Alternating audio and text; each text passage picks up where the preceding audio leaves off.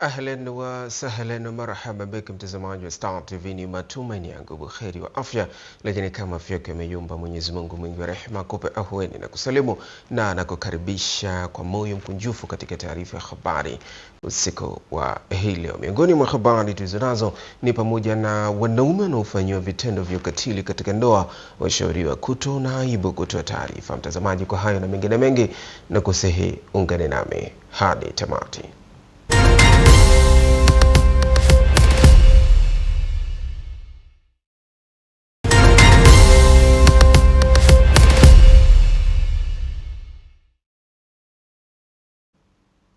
Barabara kabisa mtazamaji, unaweza kufuatilia matangazo yetu kupitia Facebook na YouTube kwa kuandika neno habari Star TV. Na hodha wako siku wa leo ndimi Abdullah Uthman. Karibu tuwe sote.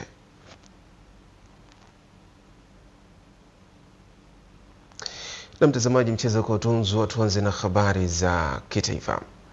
Rais wa Jamhuri ya Muungano wa Tanzania Daktari Samia Suluhu Hassan amekutana na viongozi wa vyama vya siasa nchini kujadili masuala mbalimbali na kusisitiza kushirikiana na serikali kuilinda nchi kwa manufaa ya sasa na baadaye. Ndugu zangu, nimesema nitakutana na vyama vya siasa kwa mwaka mara 3 ili tujadili yaliyopo nchini kwetu, maendeleo yetu kiuchumi, kijamii, kisiasa. Kwa sababu hakuna mwenye nini wanasema hati ya kusema hii nchi ni yangu, kwa nitafanya ninavyotaka. Maendeleo ni ya wote.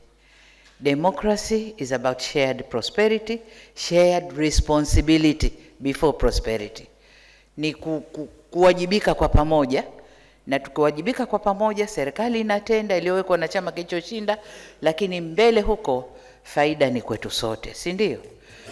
Sasa nikasema katika kikao hiki tuzungumze machache, lakini wapitishe kidogo kwenye hatua tuliofikia, na nianze na hatua za kisiasa. Hatua za kisiasa, mara ya mwisho tulipokutana tulikuwa ndo kwanza tumetoka kwenye vuguvugu lile lililotupata. Kwa hiyo tukakaa na wagombea wenzangu tukasema tunakwendaje sasa. Wakasema, na wakati ule kulikuwa kuna tume ya Jaji Chande haijawasilisha taarifa yake.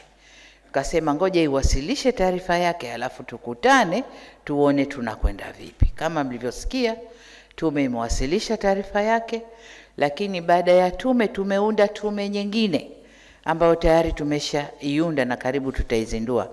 Na hii ni ile tume iliyopendekezwa ndani ya taarifa ile, tume ya kutafuta sasa investigation, nani hasa kahusika kwenye kuingiza nchi yetu kwenye mambo yale. Nani kahusika, nani alichochea, nani alifinance, aliyedhamini yale mambo ni nani. Tumeunda tume hiyo. Kwa upande mwingine kisiasa, kama mnavyoona tuko vizuri, lakini mwenzetu mmoja bado anaendelea kutafakari. Tunaendelea kupokea misukumo yake, conditions zake, matakwa yake, tunaendelea. Na ndio mambo yanavyoendeshwa kwenye nchi. Lakini kwa upande mwingine, kwa upande wa Zanzibar, Tumepiga hatua kubwa na hatua nzuri sana. Ule sitofahamu ambayo ilikuwepo, wakubwa wetu marais wastaafu wametusaidia kuendesha mazungumzo mpaka tumefikia pahali tumekubaliana, na kama mlivyoona tulisaini. Kazi kubwa iliyoko mbele yetu sasa kuzungumza na kutekeleza yale ambayo yamo katika tulioyasaini. Tuzungumze, tunataka mwelekeo gani, tunakwendaje, tunakwenda vipi, na wenyewe wakimaliza haya tunakwenda kwenye suala la katiba. Pia tunakwenda kwenye suala marekebisho ya katiba ya Zanzibar kutokana na mambo walioyazungumza. Na kwa upande wetu tukimaliza tume hii ya nani ni nani, na hatusubiri kumaliza, tayari nadhani tutakuja kwenu. Tayari tunataka kuunda tume ya maridhiano ili kuharakisha mwenendo wa katiba au swala la marekebisho ya katiba. Kwa wakati hawa wanaendelea na investigation, kwa sababu mambo hayahusiani, hawa wa reconciliation na wenyewe tutawatangaza na wenyewe waanze kazi ili tuanze kushughulikia masuala ya katiba. Kazi ya kuilinda Tanzania, ndugu zangu, ni yetu sote. Ni yetu sote. Hii si nchi ya mmoja kama anavyoongea. Ni yetu wote. Mtindo tulionao ni demokrasi, kuingia uchaguzi na nikashinda, fanya serikali, twende. Lakini kuilinda nchi na mali zetu Mungu alizotubariki ni kazi yetu sote. Na ndo kazi ambayo sasa hivi tunayo kama Watanzania. Hiyo ndo kazi ambayo tunao. Serikali tutaongoza, lakini nanyi mtufuate nyuma kwenye kulinda nchi hii. Kuna watu wanadhani kwamba nchi ikisambaratika ni Samia na Chama cha Mapinduzi ndio watakaoumia. Hapana. Tutaumia wote. Na sio sisi tuliopo tu, vizazi vyetu. Na mimi ndivyo vinavyoniumiza kichwa. Ikiwa leo sisi tupo hali ni hii, vizazi vyetu kule mbele inakuwaje? Kwa hiyo vyama vyote vya siasa lazima tujenge vizazi imara. Lazima tujenge vizazi imara.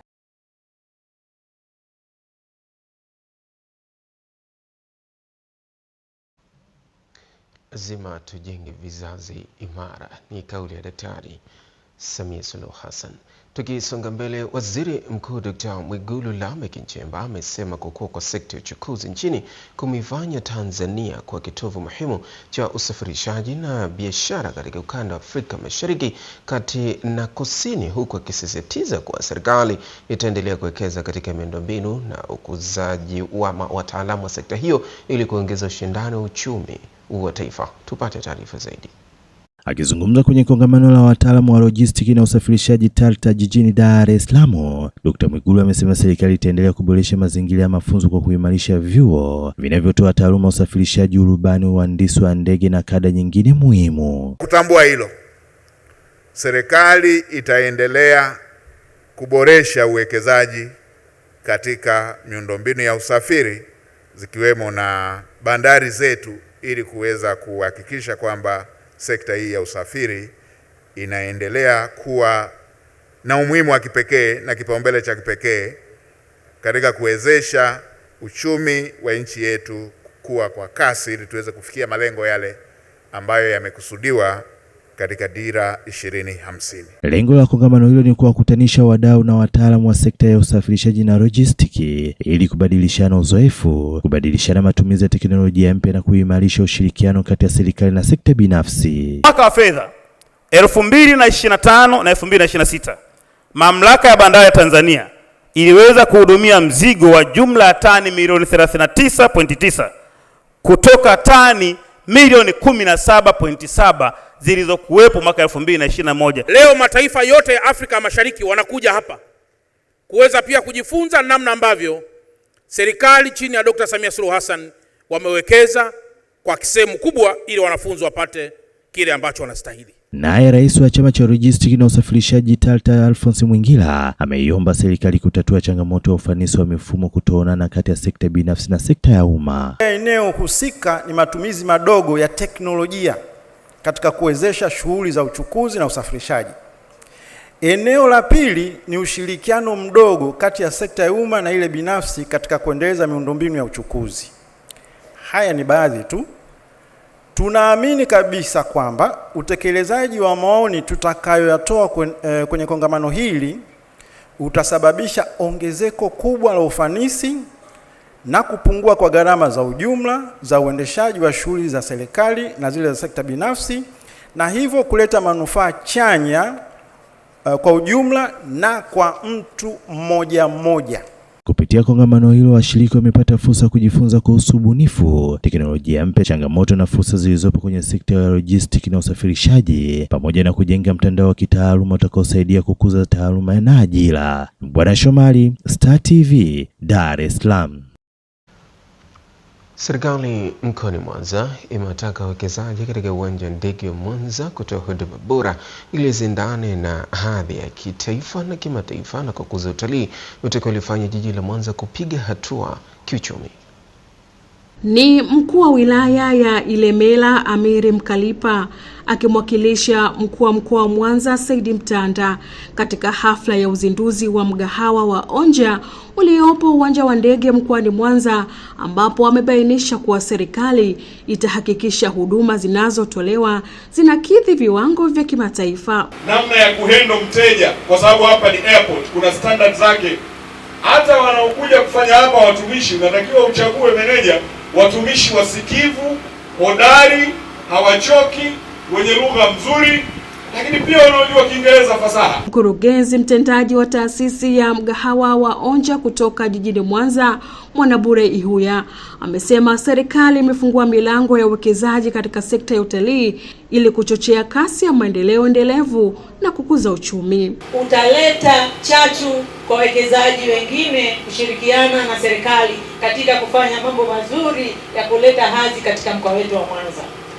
Pia mgahawa huu utafungua zaidi fursa za utalii kama ambavyo tunaamini na tukipambana siku zote, mkoa wetu wa Mwanza ni lango kuu la utalii. Kaimu meneja wa uwanja wa ndege wa Mwanza Kulwa Ibrahim amebainisha wanaendelea kuboresha miundombinu na utoaji wa huduma bora pamoja na kupata mapato kupitia wawekezaji, huku baadhi ya wateja wamesema zamani walikuwa wakihangaika kupata sehemu ya chakula wakati wakisubiri ndege itue, lakini uwepo wa mgahawa huo utachochea utalii. Kuna wengine mbalimbali, lakini pia tutaendelea kuongeza huduma bora kwa wale abiria wengine ambao nakuta wengine hawawezi kuja hapa kiwanjani. Ziwe ambazo ni affordable. Mtu yoyote atakayepita katika uwanja afike Onja apate kitu chochote atakachokihitaji kwa wakati wote kwa bei ambayo ni rafiki. Tunapata huduma ya local ambayo sio kila mtu anapenda kupata hivyo vilivyo vinahudumiwa hapa. Lakini kwa sasa tumepata delay, hutaka kwenye mabenchi tena. Uwepo wa migahawa katika viwanja vya ndege vya Mwanza inatajwa kuvutia watalii kutokana na upatikanaji wa vyakula tofauti vikiwemo vya asili. Serikali kuongeza mapato kupitia migahawa hiyo kutokana na uwanja huo kupokea wageni kutoka mataifa mbalimbali. Na mtazamaji, sasa tuangalie maandalizi kuelekea sikukuu ya 8/8.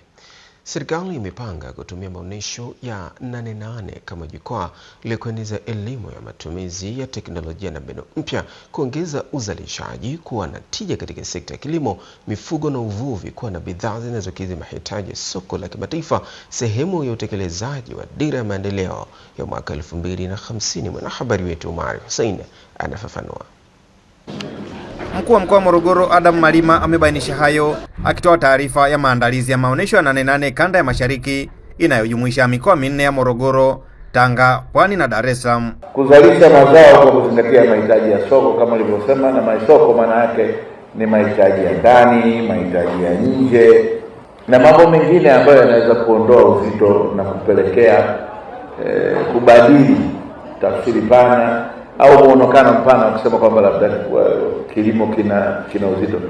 Tunapeleka ujumbe ya kwamba una soko, unalima kwa tija, unalima kwa kuzingatia kanuni, basi kilimo hakitakiwi kuwa mzigo kwenye harakati zako za kujikomboa kimaisha. Msisitizo ni wakazi wa mikoa hiyo minne na maeneo jirani kutumia vema maadhimisho hayo, kujifunza mbinu mpya, kunufaika na fursa mbalimbali. Ukanda wetu huu ndio ukanda ambao umebeba taasisi zote kubwa za kilimo, uvuvi, mifugo. na misitu. Kwa hivyo kuna mashamba darasa, wananchi wakija bali tutakuona maonyesho, watajifunza aina mbalimbali ya mboga na mazao mbalimbali yanayostawi. Pale ambapo unaona una fursa ya kulima jambo fulani, lakini utakapolilima basi uweke mbele masuala ya tija, ili sio unalima kwa mazoea.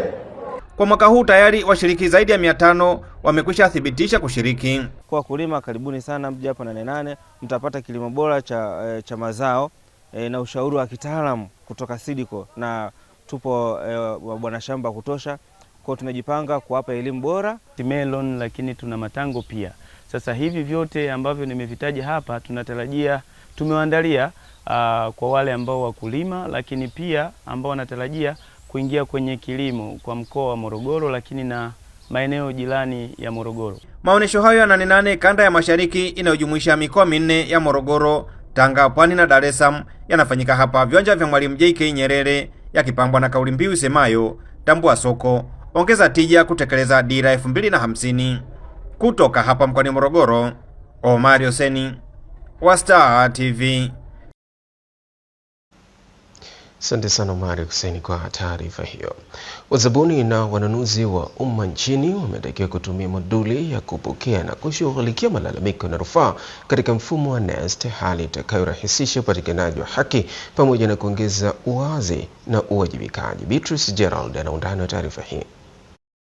Mkuu wa kitengo cha uhusiano na mawasiliano wa mamlaka ya rufani ya zabuni za umma PPAA akizungumza na waandishi wa habari jijini Arusha, amebainisha kuwa moduli hii imekuwa mwarobaini wa kushughulikia rufaa za wazabuni pale unapoona kuwa hawajitendewi haki katika zabuni walizoomba. Kutumia moduli hii kuna faida nyingi.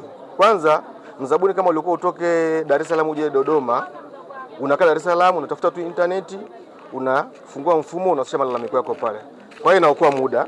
Lakini gharama ambazo kutoka Dar es Salaam kuja Dodoma, ulipie hoteli, ulale, alafu kesho ulete malalamiko pale, unakuwa nani. Lakini pia inaongeza uwazi. Kwa sababu kupitia mfumo huu tunaweza kutest tangu ulipowasilisha zabuni yako mpaka ilipoishia. Tunajua nani makosa yalifanyika wapi. Nao baadhi wa zabuni wakiwasilisha maoni yao kwa mamlaka hiyo, wanaona kufanyika kwa maboresho ya kimtandao kutarahisisha mchakato wa huduma kwa njia za kidigitali. Kuna baadhi ya tenda unaomba alafu unajikuta uko peke yako, na kwa vigezo vilivyokuwa vimewekwa unaona kabisa kwamba kuna namna fulani naweza nikashinda, lakini baadaye unakuta ile tenda inakuwa imekuwa cancelled na imetangazwa tena upya bila kuwa na mrejesho wowote wa kusema kwamba kwa nini wame cancel. Sheria inasema kwa kila mzabuni anayeshiriki zabuni za umma lazima apewe taarifa ya matokeo ya zabuni. Kwa hiyo pale unapoona matokeo ya zabuni hayajatoka, unatakiwa uandike barua kwenye taasisi iliyotangaza zabuni ili iweze kukupa majibu sahihi. Inatokea kuna changamoto ya rufaa, inakulazimu kuwasilisha nyaraka makao makuu, unazipeleka kwa mkono, lakini kwa sasa nyaraka zinaweza zikawasilishwa kwa wakati. Kwa maana hiyo inatusaidia sisi kama taasisi nunuzi kupunguza gharama. Wazabuni kutoka nchi za Afrika Kusini, Nigeria, Poland, China na India tayari wameshapata huduma hiyo ambayo inatolewa kwa njia za kidigitali. Beatrice Gerard, Star TV, Arusha. Uongozi mkoani Mara umeziagiza halmashauri 9 za mkoa huo kulipa fedha za malimbikizo na posho zinazodaiwa na watumishi wa umma zinazowasababishia utendaji wa serikali kuvunjika moyo wa kutekeleza majukumu yao. Taarifa mwandishi wetu inasomwa studio. Solidarity. Ni baraza kuu la chama cha wafanyakazi serikali za mitaa Tarugu mkoani Mara, wakielezea changamoto zinazowakabili viongozi wa chama cha wafanyakazi wa serikali mkoani humo. Wanasema tatizo la kucheleweshwa kwa malipo na stahiki za watumishi limekuwa likipoteza ari katika utendaji kazi. Serikali yetu sikivu iliweka sheria nzuri kwamba mtumishi anapofika halipe warau siku 7 za mwanzo fedha ya kujikimu, lakini kuna waajiri hawatekelezi takwa hilo. Waajiriwa wapya wanapokuwa wameripoti ni wageni wa mazingira, kwa hiyo fedha wanatakiwa walipo kwa wakati. Halmashauri nyingi au waajiri hawazilipi hizo fedha kwa wakati. Wengine wana miaka 5 hawajalipwa fedha za kujikimu. Hiyo imekuwa changamoto kubwa ambayo imepelekea hata baadhi ya wafanyakazi ambao wanahamishwa kwenye haya maeneo kupunguza morali wa kufanya kazi. Mwenyekiti wa chama cha wafanyakazi wa serikali za mitaa TARGWU mkoani Mara, Margaret Shaku, anasema pamoja na changamoto hizo, lakini pia TARGWU imeendelea kutatua kero za watumishi wa umma. Endelea kuwa waadilifu, tutafanya kazi kwa juhudi na maarifa, lakini tutaenda kufanya kazi kwa kuwatumikia wananchi, kuondoa migogoro ambayo inaweza kufika mezani kwao. Ili migogoro sisi tukifanya kwa uaminifu itakuwa imeishia pale. Katibu tawala mkoa wa Mara, Gerald Kusaya, amewaagiza wakurugenzi watendaji katika halmashauri 9 za mkoa huo kushughulikia malipo na stahiki za watumishi ndani ya siku 14. Sifurahishwi sana na vitendo hiki, si ndio? Mtumishi anapokuwa amefika kwenye kituo chake cha kazi, kwanza anakuwa ni mgeni wa kila jambo, si ndio? Anakuwa kwanza mazingira yeye hayafahamu, lakini la pili hana hata na uhakika aanze na lipi. Hana nyumba, hana hata hela ya kula hoteli, hana kitu chochote. Sasa anaanzaje maisha kama hujampatia hata fedha ya kujikimu? Au pale pengine mtumishi unapokuwa umemhamisha kumpeleka kituo kingine, anaanza katika mazingira mapya, anaanzaje? Na niagize kwamba wakurugenzi wote kwa maana ya halmashauri zote ni lazima wahakikishe ya kwamba wanawalipa fedha ajira mpya pamoja na kulipa fedha za uhamisho za watumishi wote. Hili ni agizo na nitahitaji tekelezwe mara moja. Baraza la mkoa la wafanyakazi wa serikali za mitaa limeketi wilayani Serengeti kupitia utendaji kazi na kufanya uchaguzi wa viongozi wake katika ngazi mbalimbali.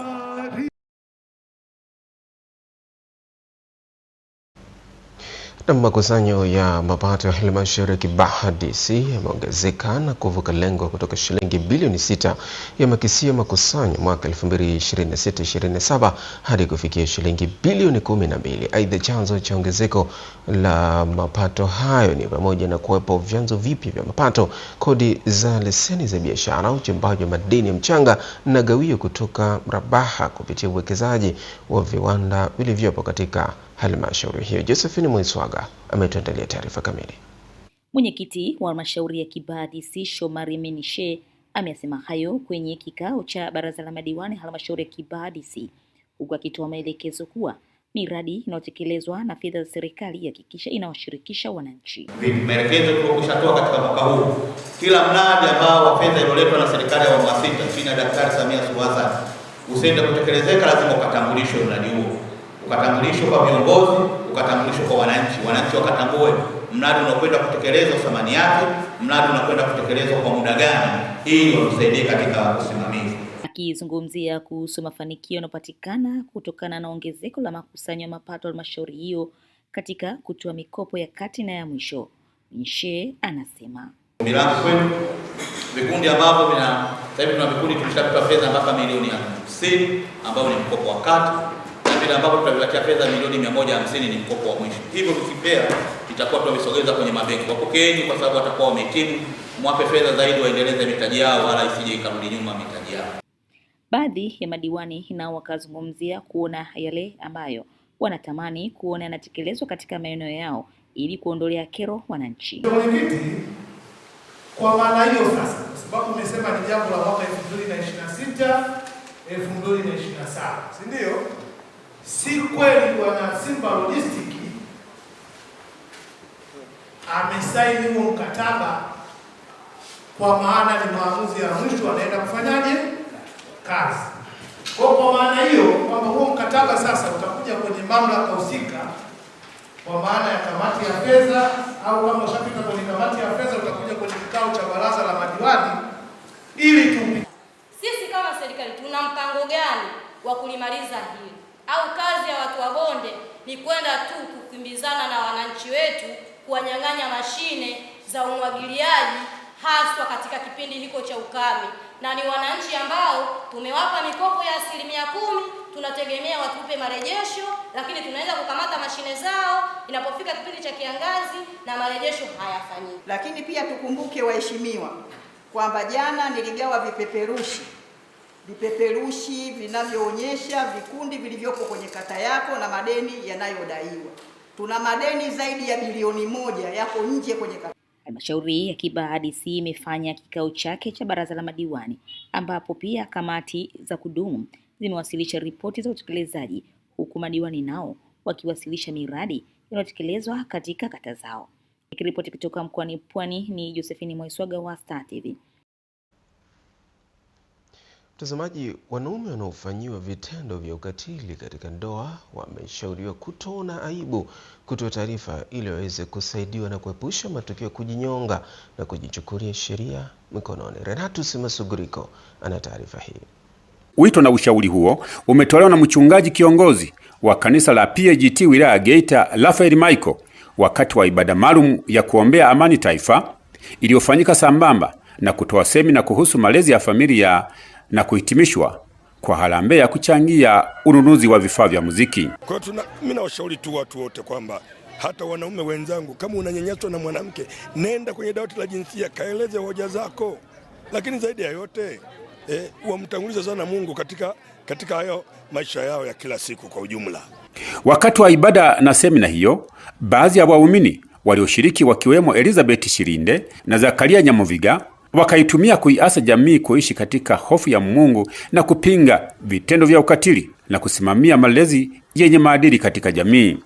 Wenzangu, tunawaomba au kanisa limewaomba waweze kulea watoto kwa ufanisi mkubwa ili waweze kumjua Mungu na wamwelekee Mungu, kwa sababu dunia sasa hivi imeenda tofauti kabisa. Vijana wanajiingiza kwenye mambo ya ulevi pia na madawa ya kulevya. Lakini basi tunawaomba mama ndio msingi wa familia, aweze kulea watoto vizuri ili waweze kumjua Mungu. Kwanza ili tuweze kupata viongozi wazuri kabisa, kwa sababu vijana wengi sasa hivi tumepotea na maadili yamepotea na wasichana wengi sasa hivi kuna wamama wanawaoa vijana wadogo. Lakini kifupi leo napenda kushukuru sana kwa sababu tumefundishwa mambo mengi kuhusu habari ya jinsia, madawati ya jinsia.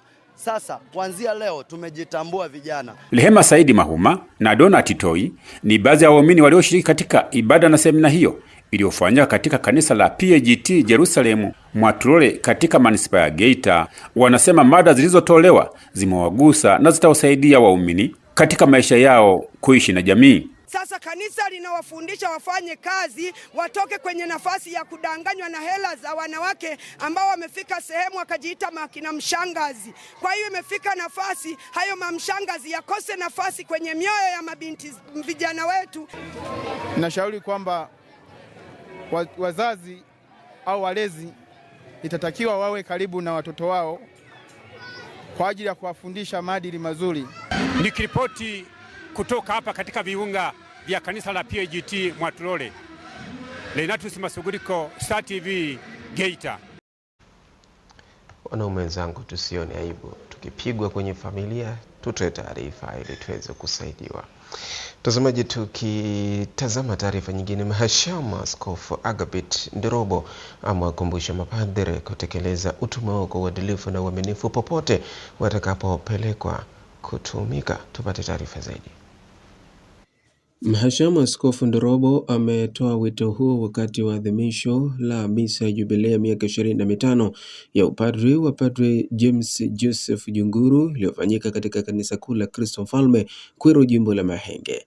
Askofu Ndirobo amesema kuwa kwa kipindi chote cha miaka 25 utumishi wake wa kipadri, Padre James Junguru ameonyesha utiifu na utayari wa kwenda kutumikia katika maeneo yote yaliyopangiwa na kanisa.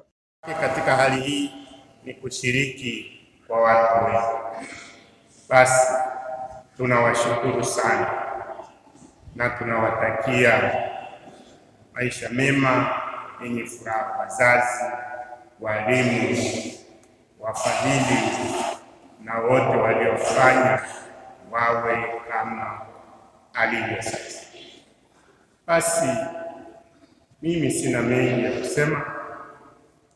Nasema asante Baba Junguru kwa kuwa tayari. Hata siku moja hakuniambia kila nikumwambia tunaenda mahali hapa, anakuwa tayari na anafanya mpaka muda wake unapotimia. Katika homilia yake, baba wa kiroho wa Padre Junguru, Padre Godfrey Haidhuru, amesema jubilia ya miaka 25 ya upadre inapaswa kuwa nafasi ya kujitafakari kiroho, kutambua na kufanyia kazi mapungufu ya nyuma, kuwasamehe waliomkosea na kuanza upya kwa ari mpya katika wito wake wa kipadri. Na tunamkabidhi Baba Junguru tena leo kama Paulo anavyotuagiza. Tunaomba daima neema yako, disko lako, furaha yako, msalaba wa Yesu, kitabu kitakatifu Biblia na mapendo kwa jirani. Ukijumlisha ukiongeza pale na msamaha ambao tunazungumzia, basi Biblia yako na shukrani yako kwa Mwenyezi Mungu itapokelewa na Mwenyezi Mungu atakushushia baraka na neema tele, ili leo uanze tena miaka mingine yenye heri na baraka 25 inayokuja ukiwa umetakata, ukiwa kama watu walivyoshia walivyosema, mto umezaliwa upya. Rejuvenation unaita kwa Kiingereza. Kwa hiyo haya ndio maisha yetu. Kwa upande wake, Padre James Joseph Junguru amesema anawashukuru watu wote waliomsindikiza katika safari yake ya wito hadi kufikia miaka 25 ya upadre. Yesu Kristo. Tuna nia mbalimbali, lakini tuongozwe na nia hiyo ya kusema asante kwa zawadi ya upadre. Namshukuru Mhashamu Baba Askofu pamoja na mapadre wenzangu kunipa nafasi kusalisha misa katika kanisa letu kuu, na wameniomba nimshukuru Mungu kwa zawadi ya upadre. Kuna watu wengi wametembea katika maisha yetu. Kusema asante ni mwanzo kupokea baraka zaidi. Tukiongozwa na nia hiyo, basi kuna watu ambao wamenisaidia kuitikia huo wito. Naomba mnisaidie kuwaombea. Walitamani kushiriki siku ya leo, lakini hawapo duniani. Padre James Joseph Junguru ni paroko wa parokia ya Familia ya Mtakatifu Biro, jimbo la Mahenge.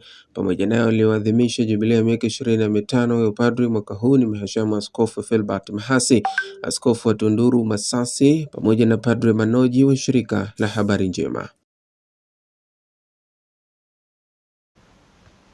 Na mtazamaji, taarifa hiyo inatupeleka mapumziko mafupi. Tutakaporejea hapa utakuwa na wasaa wa jicho letu mkoani. Tafadhali usibadili kituo.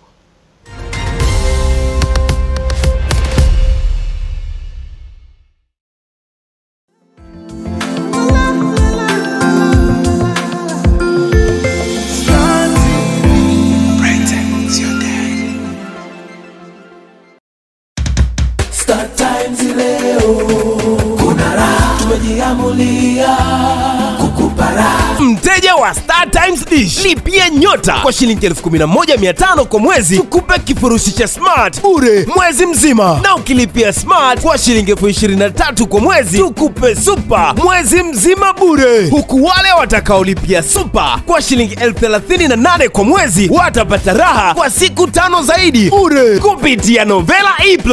Usikose tamthilia mpya ya Kibabe Come Back to Me, ni kila siku saa 4:30 usiku, huku watoto wakipata raha ya katuni kali na vipindi kede vya watoto ndani ya Cartoon Network. Na bado kwa wewe mteja mpya wa Star Times, tumejiamulia kukupa raha kwa bei kitonga. Kwa sasa decoder ya dish utaipata kwa shilingi 50,000 tu badala ya shilingi 56,000. Upate wapi kwingine? Tumejiamulia kukupa raha. Nimefanikiwa kupata kazi kwa muda baada ya kutumia platform ya Nafasi. At first nilidhani ningeweza kuona listi za kazi na kuweza kuapply mwenyewe kwenye app, lakini nikaelewa kuwa app yenyewe ina apply kwa niaba yangu. Nikaweza kupata taarifa za interview na kujua nimechaguliwa kufanya interview zipi kwenye app. Kupitia Room Your God ilirahisisha zoezi zima kuwa rahisi tofauti na mwanzo.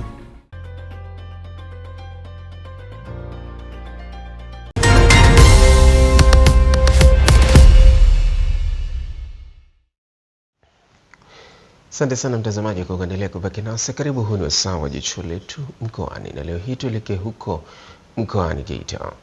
Mradi wa maji unaotekelezwa katika vijiji 6 wilayani Nyang'hwale unatarajiwa kuwafikia wananchi 24,401 watakaopata maji safi na salama, na hivyo kuwapunguzia adha ya kutembea umbali mrefu. kusaka huduma hiyo. Aidha, mradi huo utaongeza upatikanaji wa huduma ya maji kutoka 78% hadi 88.38, ambayo hatua itakayomtua mama ndoo kichwani na kuwezesha wananchi kutumia muda wao katika shughuli za maendeleo. Taarifa kamili na Salma Mrisho.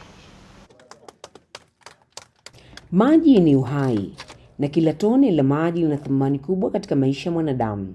Lakini pale huduma hiyo inapokosekana, safari ndefu ya kuyatafuta hugeuka kuwa sehemu ya maisha kila siku. Wanawake na watoto lazimika kutumia saa nyingi kutembea wakibeba ndoo vichwani, muda ambao wangeweza kutumia mashambani, kwenye biashara, masomoni au katika shughuli nyingine za maendeleo ya familia na jamii. Wanawake tulikuwa tunajilawa mapema sana saa 9 tunaenda kwenye maji kufuata kule chini. Wakati mwingine ni ya kusubiria, hamwezi mkatoka kwa urahisi, kwenye saa 5 ndio tarajia kwamba uchote maji. Nyama pia na wao wanatumia yale maji. Lakini sisi na sisi watu mfano kama binadamu na yeye tunatumia yale maji. Ambao ilikuwa ni jambo sio zuri sana kwa maisha yetu. Kamati ya siasa ya wilaya ya Nyang'hwale inaendelea na ziara ya ukaguzi wa miradi mbalimbali. Moja ya mradi ni huu wa maji ambao serikali kupitia mfuko wa taifa wa maji inaendelea kutekeleza mradi wa maji wenye thamani ya zaidi ya shilingi milioni 984. Wakala wa maji na usafi wa mazingira vijijini RUWASA mkoa wa Geita iliingia mkataba wa ujenzi wa mradi huu na mkandarasi aitwaye Tanimilen Co Limited mnamo tarehe 3 mwezi wa 10 2023, na mradi huu unatarajiwa kukamilika tarehe 10 mwezi wa 9 2026. Zaidi ya kumaliza kiwi, mradi huu unakwenda kumtua mama ndoo kichwani. Msisitizo ni utunzaji wa miundombinu. Maji haya yalivyopatikana hapa kwenye kijiji hiki yameenda kutupunguzia sasa adha kubwa ya maji na uhaba wa maji. Taratibu zote zifuatwe. Kama kuna changizo, tutoe ushirikiano kwa wahusika wanaosimamia huu mradi. Kamati hiyo pia imekagua ujenzi wa nyumba ya walimu katika kata ya Bukwimba uliogharimu shilingi milioni 54, pamoja na mradi wa ujenzi wa ofisi ya kijiji cha Liulu kata ya Nundu unaotarajia kugharimu zaidi ya shilingi milioni 42. Fedha iliyopo haitoshi kukamilisha ujenzi wa ofisi ya kijiji. Hivyo tunaomba fedha ya ukamilishaji wa ofisi ya kijiji pale wananchi watakapomaliza ujenzi wa boma na jamvi kama taratibu zinavyoelekeza. Basi muangalie kwenye fuko letu hilo kuu, muweze kuwa support ili jengo hili likaweze kukamilika kwa wakati. Na mwenyekiti wa halmashauri yupo hapa, kwa hiyo maelekezo yangu mapato ya ndani yatumike kukamilisha jengo hilo, kukamilisha boma. Salma Mrisho, Star TV, Geita. Mtazamaji, nitarejea hivi punde kwa habari za biashara na uchumi.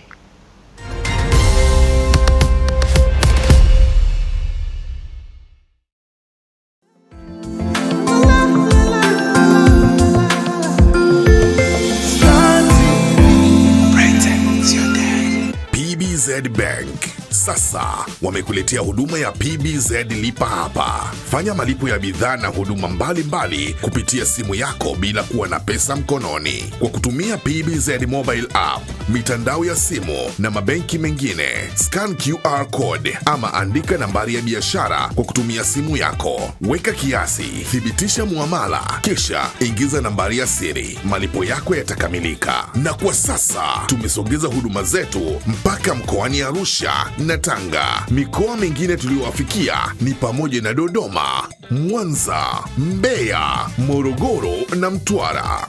PBZ Bank, benki ya watu, chaguo la watu.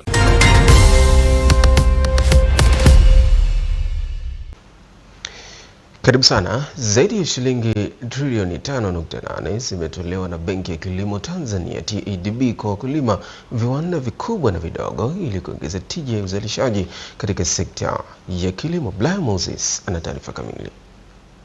Ni mikopo iliyotolewa na benki hiyo kwa kipindi cha miaka 5 ili kuchochea mageuzi katika sekta ya kilimo nchini Tanzania. Jijini Dodoma, mkurugenzi mtendaji wa benki hiyo Flenki Nyambundenge amekutana na wanahabari na kueleza namna mikopo hiyo ilivyotolewa. Tumetoa mikopo katika sekta ya kilimo, ikiwemo ni pamoja na pembejeo, ikiwemo ni uzalishaji, viwanda na kadhalika. Na ndio maana mnaona tija inaongezeka. Kuna watu ambao wakati mwingine walikuwa wameacha kabisa kulima. Lakini pia serikali imetoa ruzuku ambayo imetolewa kwenye mbolea, kwenye viuatilifu ni zaidi ya takribani mbolea tu kwa mfano ni zaidi ya mbolea zaidi ya takribani shilingi bilioni 528. Toka benki hii imeanzishwa tumetoa mikopo ya shilingi bilioni 384.09 kwenye viwanda 178. Na sio hiyo tu, viwanda hivi tumevitoa kwenye mikoa 17 mpaka sasa hivi. Lakini tumekuwa tunatoa pia sehemu zingine kama kwenye magara, tumetoa bilioni 43 kwenye magara 108, Vienge. Kisha Nyabundenga akabainisha namna benki hiyo inavyoyafikia baadhi ya makundi hapa nchini ikiwemo vijana na wanawake. Tunakuwepo na mikopo ya upendeleo kwa vijana na wanawake. Kwa hiyo kundi hili sisi kwetu tunaliangalia kwa sababu ndio tunaloliita kwamba ni mtaji kazi au nguvu kazi ambayo ipo kwa ajili ya taifa la kesho. Na sisi tumekuwa tukihakikisha kwamba vijana wanapewa mikopo na wanapokuja kwa kwetu wanapata mikopo hiyo. Na hii ni kwa sababu sekta ya kilimo imepewa kipaumbele nchini kwetu. Na mimi niwaambie wakulima, hasa vijana na wanawake ambao mmekuwa wakati mwingine kuna mikopo ambayo iko specific kwa ajili ya vijana na kwa ajili ya wanawake. Benki ya Maendeleo ya Kilimo TADB tuna mikopo tumeweka kabisa kwa sababu tunajua ni kwamba ndiyo nguvu kazi ya nchi yetu. Na nguvu kazi hii ikiguswa tumegusa nchi yetu. Kutoka jijini Dodoma, Blaya Moses, Star TV. Mtazamaji, habari za mataifa mbalimbali zitafuata.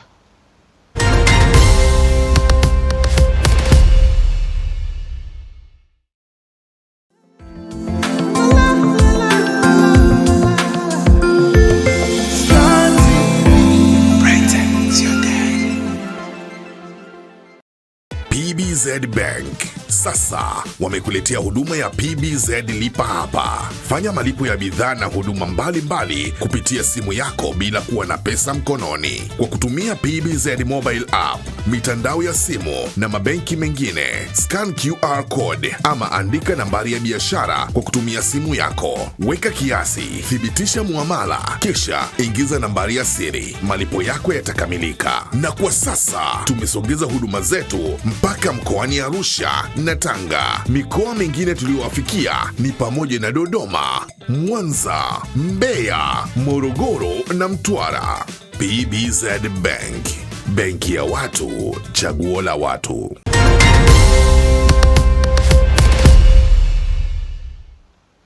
Mtazamaji, katika habari za mataifa mbalimbali, kiongozi wa upinzani nchini Uganda Dr. Kizza Besigye yupo hospitalini baada ya kuzimia wakati wa kikao cha mahakama. Charles Machugu ametuandalia undani wa habari hizi. Luteni Kanali Dr. Besigye alianguka ghafla alipokuwa akihudhuria kesi yake ya uhaini ambayo anasema ilichochewa kisiasa. Mkewe anasema bado yuko katika hali mbaya katika kitengo cha uangalizi maalum ICU. Afya yake imezorota tangu alipokamatwa mnamo Novemba 2024, ikiwa ni pamoja na matatizo baada ya mgomo mrefu wa kula mapema mwaka huu.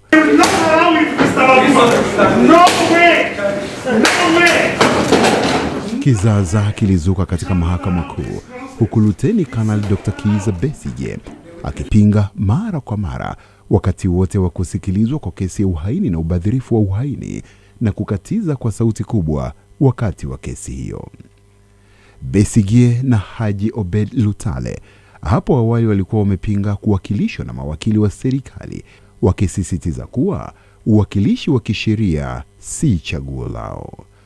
Hata hivyo, katika uamuzi wake, Jaji Emmanuel Baguma alitupilia mbali pingamizi lao na kuagiza upande wa mashitaka uwasilishe mashahidi wake na kuruhusu kesi hiyo kuanza. Ikumbukwe mwezi uliopita wakili wake mkuu alikamatwa na kushtakiwa kwa madai ya kutoripoti vitendo vya uhaini. Besigye amekuwa akisema ni mbinu za kisiasa za kujaribu kumzuia kueneza ujumbe wa kidemokrasia na haki za binadamu nchini humo. Tukiangazia habari nyingine, Waziri Mkuu wa Poland Donald Tusk amesema kitu kilichoanguka mashariki mwa nchi hiyo kinaonekana kuwa ni kombora la Urusi.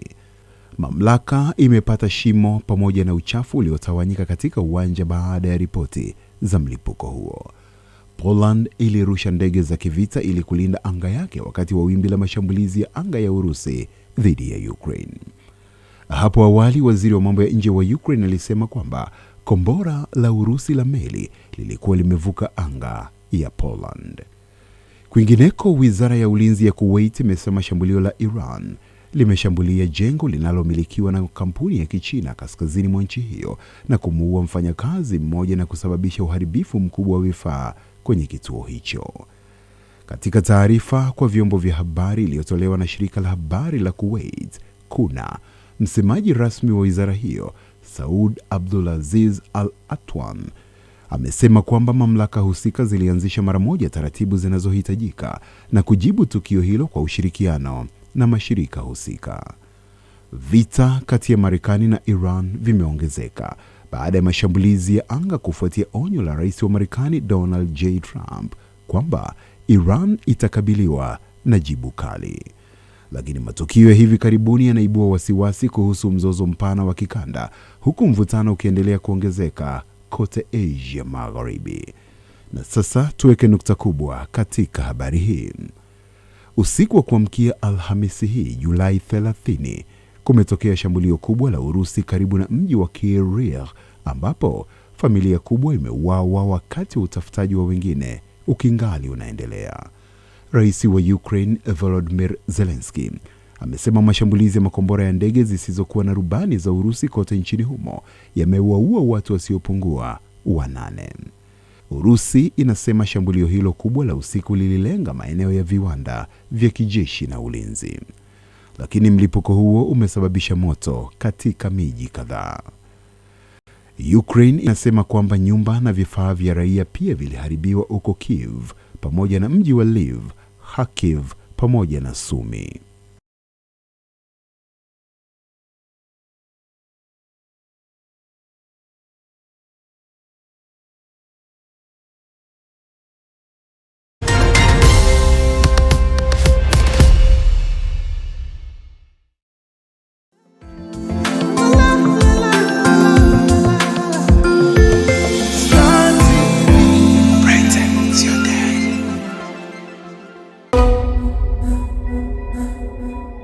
Wana mengi sana ya kuongea kuhusu maisha yangu. Watu wanadhani wananijua sana, ila bado hamjanijua. Siku zote umbea uenea kasi kuliko ukweli. Ulisikia umbea, sasa jua ukweli. Ailis, msimu wa kwanza kuanza Ijumaa saa 2 usiku kupitia Maisha Magic Bongo pekee, DSTV channel 160. Afrika katika biashara. Afrika si bara tu, ni nguvu ya kiuchumi inayotikisa ulimwengu. Tukiwa na eneo la kilomita za mraba milioni 30.3 na zaidi ya watu bilioni 1.4, hatuwezi kubishana na takwimu. Ndiyo, sisi ni Tanzania. Tunajivunia kuwa wa Afrika, tukiishi kwenye kitovu cha utajiri na mali asili zisizo na kifani. Lakini unazitumiaje fursa hizi kukuza uchumi wako? Karibu Afrika katika biashara. Hapa tunachechemua uchumi wa mtu mmoja mmoja na taifa kwa ujumla. Tunakukutanisha na magwiji na watu mahiri watakao kufungua macho kuhusu fursa zilizojificha na namna ya kuzifikia. Afrika ni biashara na biashara ni Afrika. Usipitwe.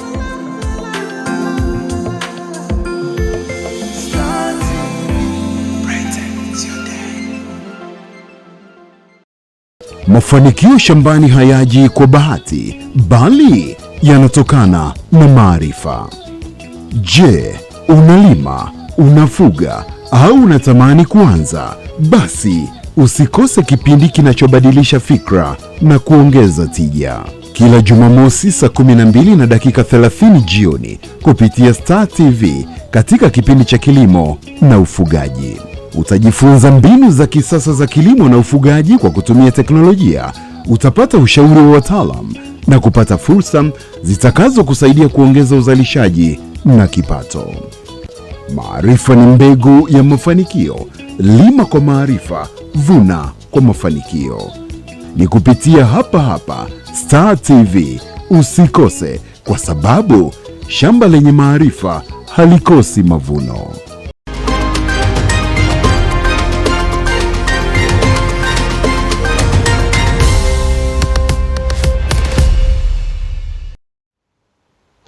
Na karibu sana mtazamaji, sasa tudunde katika viwanja mbalimbali vya michezo na burudani. Tuanzie katika soka.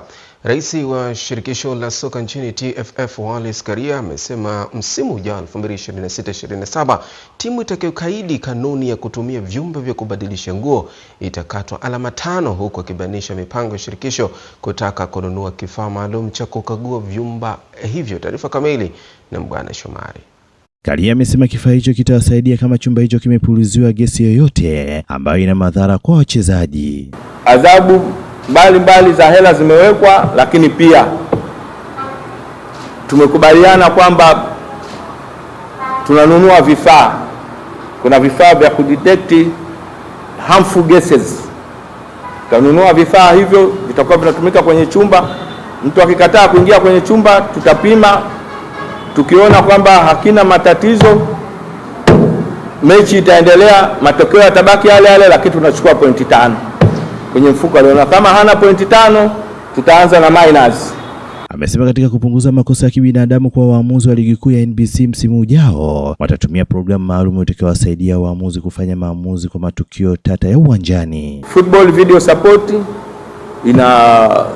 inampa room, wanasema kocha, kuomba kwamba tukio fulani lirudiwe. Wachezaji ndani mle wakiona wanamshtua kocha wao, kutakuwa na ishara. Tutafanya na mafunzo pia makocha jinsi ya kufanya. Watapeana ishara, watamuomba force official anamwambia referee. Ni lazima referee asikilize, aende akaangalie. Kila mechi watapewa sloti 4. Katika hatua nyingine, Karia amesema shirikisho hilo limeondoa kanuni inayotaka timu ngeni kufanya mazoezi siku moja kabla ya mchezo. Swala la kwamba timu kwenda kucheza mazoezi siku moja kabla ya mechi hamna kwa mgeni wala kwa mwenyeji. Hata huko duniani hamna hiyo taratibu. Ni kufill pitch, tunaondoka. Sawa jamani? Kwa hiyo tutakwenda marekebisho pia. Mikoa ambayo ina viwanja vinachezea ligi tumeshavipa ithibati kwamba tutachezea, lakini lazima kuwe na viwanja vya mazoezi. Tutakagundua kwamba hata huo sehemu ya kwenda hamna sehemu ya kuchezea viwanja vya mazoezi, basi tutaambiwa kutafuta kiwanja kingine. Ndio maana hata sisi mnakuta msisitizo, tumepewa chani, tumepewa Afcon, lazima muwe na viwanja vya mazoezi. Msimu wa 2026-27 wa ligi kuu ya NBC unatarajiwa kuanza kutimua vumbi Agosti 16 mwaka huu kwa timu 16 zinazoshiriki ligi hiyo kuwania ubingwa. Mbwana Shomari, Star TV, Dar es Salaam. Namna jamii imeendelea kukumbusha kutenga muda kushiriki kufanya mazoezi mbalimbali ya mwili ili kuimarisha afya zao na kujikinga na magonjwa ambayo yanaweza kuhatarisha afya na kushindwa kutekeleza majukumu yao. Wakijiandaa na tamasha hilo la michezo mkoani Mwanza, mwalimu wa mazoezi kutoka gym ya Afro Twist Fitness, Idi Zuberi, amesema kufanya mazoezi kwenye maeneo ya wazi kutawawezesha watu wengi kushiriki na kuimarisha afya zao. Tuna program za aina tofauti. Tunafanya mazoezi ndani ya gym, lakini kwa mwezi huu wa 7 wa 8 mwanzoni kufanya mazoezi nje. Tunaenda kufanya mazoezi sehemu za wazi. Hii ni kwa ajili ya kuhamasisha watu waone vile vitu ambavyo tunafanya ndani, waamini kwamba kila mtu anaweza kufanya. Aidha, Zuberi amehimiza ushiriki wa mazoezi ya mara kwa mara utapunguzia jamii na serikali kutumia gharama kubwa za kutibu magonjwa pamoja na kuwasafirisha kwenda nje ya nchi kupata matibabu. Umeona? Kwa hiyo unapofanya mazoezi kinga zako zinakuwa juu, kwa hiyo mwili wako unaweza kufight na magonjwa ambayo sio ya mtu. Anaweza kukuta ameshikwa na mafua, analala, mtu mwingine uchovu tu unamlaza mtu ndani, lakini kumbe ni kwa sababu mwili wake hauko fit. Na ili mwili uwe fit ni lazima tufanye mazoezi. Ni lazima tufanye mazoezi. Yaani tusidanganyane kwamba sijui mimi nafanya kazi ngumu, kwa hiyo sina haja kufanya mazoezi. Kuna kazi na kuna mazoezi, ni vitu vile tofauti. Baadhi ya washiriki wa mazoezi wamekiri kuwa ili kujenga jamii imara na utendaji kazi bora, ni lazima kujenga mazoea ya kufanya mazoezi bila kujali umri wala jinsi. Kwa hiyo ninamwambia wale watu ambao wanajiuliza au wanaogopa sana kwenda gym au kwenda kufanya mazoezi. Mazoezi yanasaidia. Nilikuwa kibonge kweli, kwa navaa suruali size 36 lakini navaa 33 sasa hivi. Kwa hiyo nawaambia watu wasiogope kufanya mazoezi. Kufanya mazoezi mwili unakuwa active, pia unajiepusha na magonjwa yale madogo madogo mbalimbali. Kwa hiyo tunawakaribisha sana, mkaribie siku ya Jumamosi tarehe 1 mwezi wa 8, tutakuwa na mazoezi, tutakuwa na aerobics, tutakuwa na zumba dance, pamoja na vitu vingi. Surprise ni nyingi sana, tunawakaribisha. Wakaka tu, mazoezi ni ya watu wote, ndio maana tukasema mazoezi ni ya wakubwa na wadogo, wazee na vijana. Wadada niwahamasishe pia. Mimi ni mdada, niliamua kuja kufanya mazoezi. Mazoezi ni mazuri. Tamasha hilo lililoandaliwa na Gym ya Afro Twist Fitness Center litafanyika Jumamosi hii asubuhi kwenye fukwe ya Mambo Leo Beach Resort, huku na michezo na viongozi mbalimbali wakitarajiwa kushiriki. Na sasa tuungane na Godlisten Kitomari kwa habari za michezo za